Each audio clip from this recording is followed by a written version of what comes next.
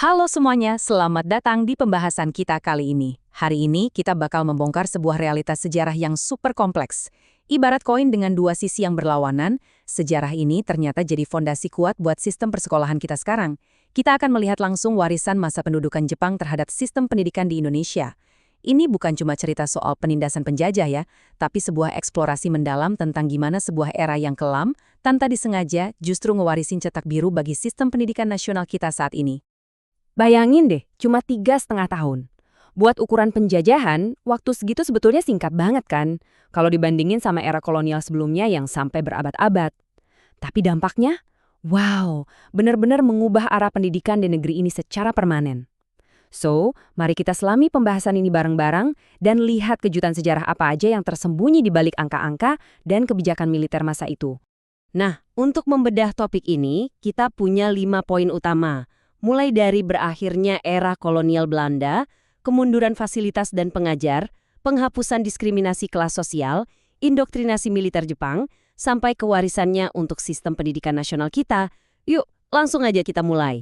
Kita masuk ke bagian pertama, berakhirnya era kolonial Belanda. Mari kita lihat gimana sih fondasi awalnya sebelum Jepang datang.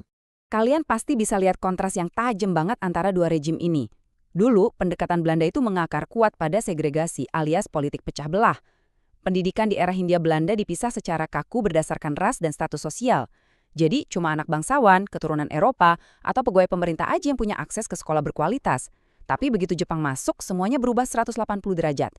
Jepang bawa pendekatan yang sangat integratif. Tentu aja, ini bukan karena mereka tiba-tiba baik hati ya. Mereka ngelakuin ini karena butuh mobilisasi massa yang utuh dan seragam untuk dukung agenda perang mereka di Asia Timur Raya. Sekarang kita lanjut ke bagian kedua, kemunduran fasilitas dan dampak era perang. Coba perhatikan data ini, penurunannya drastis banget.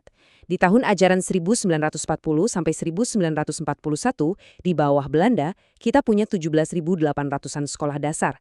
Tapi pas kita lompat ke akhir masa pendudukan Jepang di 1944 sampai 1945, angkanya anjlok 15 ribuan aja. Kenapa bisa gitu?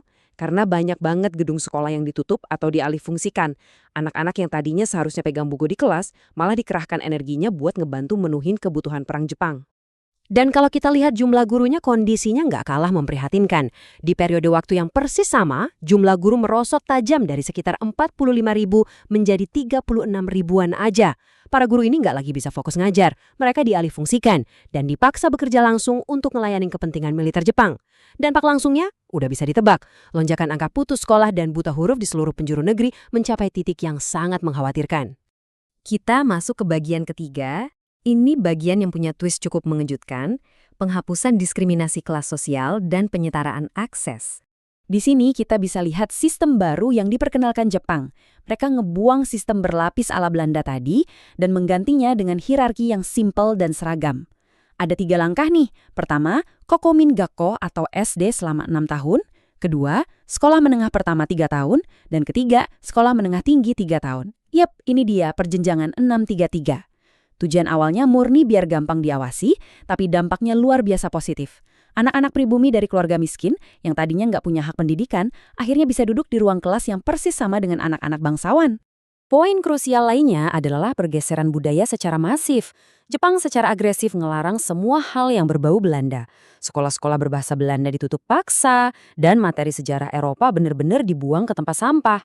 Sebagai gantinya, Jepang mewajibkan bahasa Indonesia sebagai bahasa pengantar resmi di pendidikan. Ini benar-benar momen yang monumental loh. Bahasa Indonesia tiba-tiba naik kelas jadi standar akademik resmi yang ujung-ujungnya justru memperkuat identitas nasional kita. Nggak cuma bahasa, pendekatan soal agama juga dirombak total. Jepang pakai taktik persuasif buat narik simpati mayoritas muslim, mereka mulai rajin ngunjungin pesantren, ngasih subsidi yang belum pernah ada sebelumnya, dan, ini yang paling penting, mereka menetapkan bahwa agama Islam boleh diajarkan di sekolah-sekolah umum, sesuatu yang sama sekali nggak diizinkan sama kolonial Belanda. Mereka juga ngedukung pembentukan barisan Hizbullah. Sekali lagi, semua ini murni strategi buat nyari dukungan massa muslim. Kita bergeser ke bagian keempat, indoktrinasi dan militarisme Jepang. Disinilah mesin propaganda masa perang mereka mulai bekerja secara nyata. Segala kebijakan egaliter tadi ternyata punya satu landasan ideologis utama, yaitu Hakko Ichiu, yang secara harfiah berarti 8 benang di bawah satu atap. Terdengar puitis ya, Tapi sebetulnya ini adalah ambisi imperialistik absolut buat nyatuin seluruh Asia Timur Raya di bawah kekuasaan tunggal Kaisar Jepang. Bayangin, guru-guru kita dikirim ke Jakarta buat dicuci otaknya sama propaganda ini, terus diperintahkan buat nyebarin doktrin tersebut pas balik ke provinsi mereka masing-masing. Terus ada yang namanya Kinrohoshi. Ini bahasanya aja kerja bakti, padahal aslinya kerja paksa buat anak sekolah. Pekerjaan fisik secara harfiah ngegeser kegiatan akademis.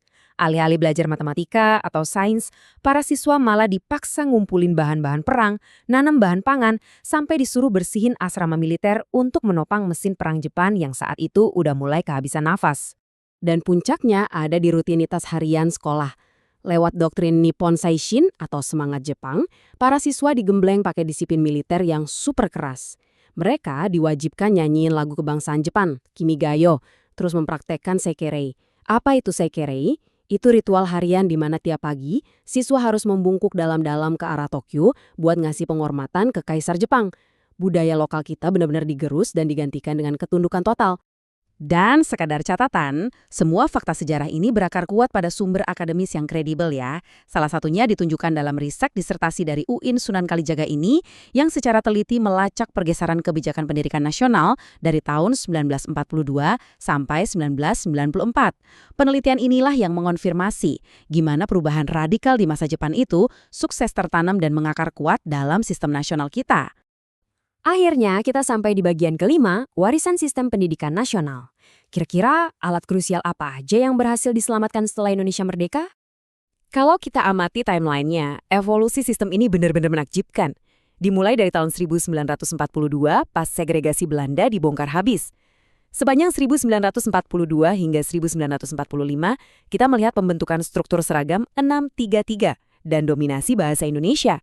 Nah, ketika kita merdeka di tahun 1945, para pendiri bangsa nggak ngebuang struktur ini loh, justru dijadiin dasar sistem nasional. Puncaknya di tahun 1950, pemerintah ngeluarin undang-undang yang mewajibkan pendidikan dasar buat seluruh anak usia 7-15 tahun. Template dari masa penjajahan ini ternyata berevolusi jadi mandat pendidikan modern kita.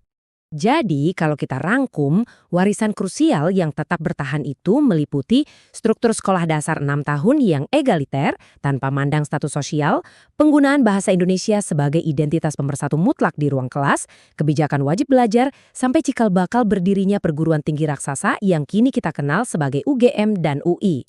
Siapa sangka ya, penyatuan paksa dan standarisasi bahasa demi perang nyatanya justru ngasih bangsa yang baru lahir ini sebuah cetak biru yang solid untuk membangun sistem sekolah nasional.